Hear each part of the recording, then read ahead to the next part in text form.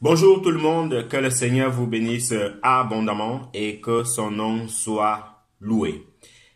C'est encore une joie pour moi que de me présenter encore devant vous pour prêcher, pour parler de la parole du Dieu créateur, du Seigneur des Seigneurs, le Dieu des dieux. Donc avant de commencer, nous allons prier.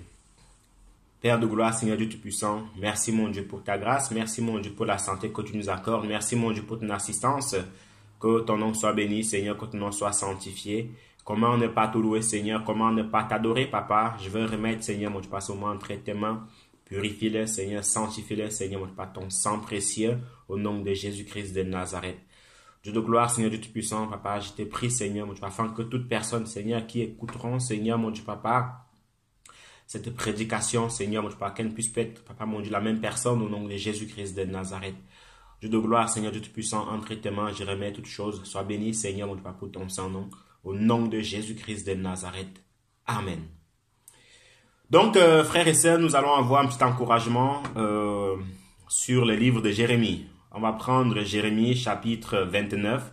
Jérémie chapitre 29, le verset 11 au verset 13.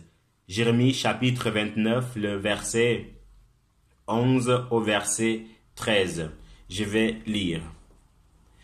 Car je connais les projets que j'ai formés sur vous, dit l'Éternel, projets de paix et non de malheur, afin de vous donner un avenir et de l'espérance. Vous m'invoquerez et vous partirez, vous me prierez et je vous exaucerai.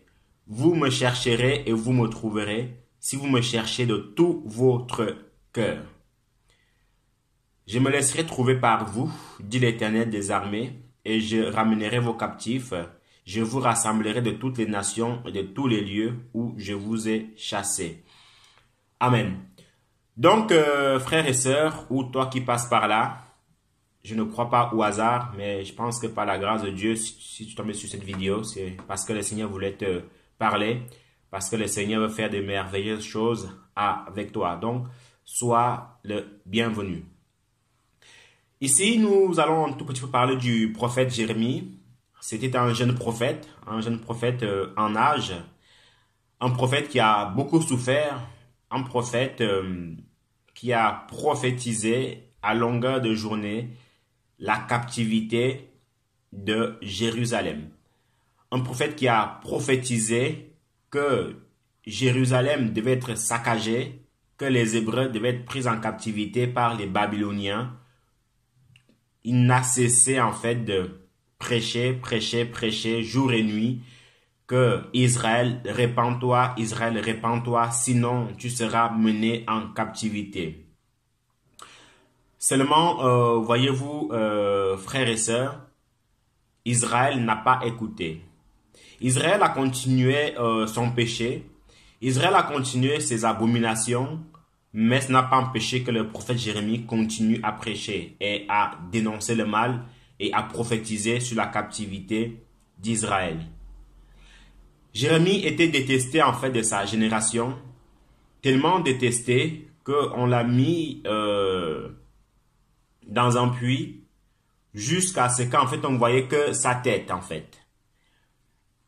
Et même en voyant sa tête, il n'arrêtait pas de prophétiser, n'arrêtait pas de prêcher la parole du Seigneur. Tellement il prophétisait, il a dit au roi Sédécia à cette époque-là que, écoute, Sédécia, si tu ne veux pas la guerre dans ton pays, donc à l'époque-là il était roi d'Israël, si tu ne veux pas de guerre dans ce pays, si tu ne veux pas de la destruction de ce pays, rends-toi toi-même auprès de Nebuchadnezzar.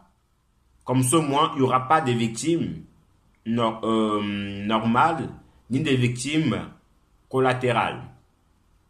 Mais Sédécia n'a pas écouté le prophète Jérémie.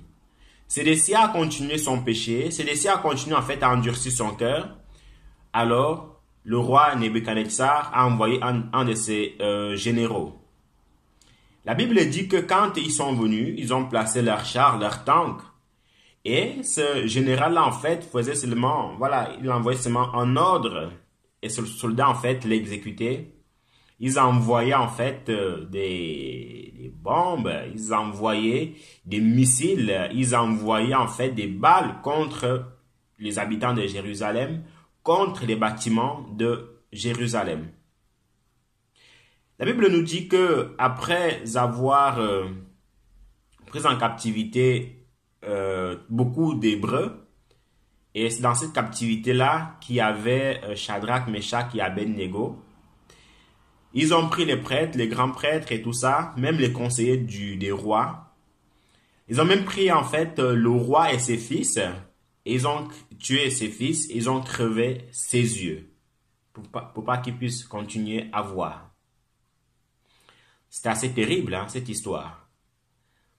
Et comme ça ne suffisait pas, ils ont pris tout l'or du temple du Seigneur. Ils ont tout pris. Ils ont cassé le temple que Salomon avait fait.